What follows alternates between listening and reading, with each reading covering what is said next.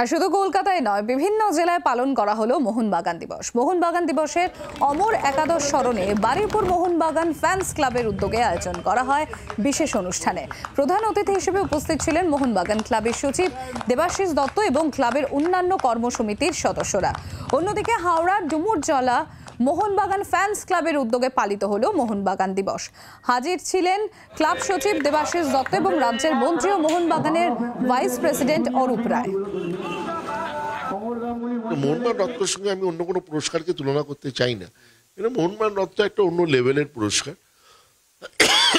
তো সেই জন্যে সেটা আমরা মোহনবাগান রত্ন সৌরভকে দিচ্ছি এবং সৌরভও অত্যন্ত আনন্দিত। তবে সৌরভ এই মোহনবাগান রত্নটাকে একটা অন্য মাত্রায় ও নিজেকে ধরেছে এবং সেটা ওর আমাদের ফেসবুক পেজে আপনারা দেখতে পারবেন, ওর বাইট আছে যে কি ওর কাছে এই রত্নটার কি মাধুর্য।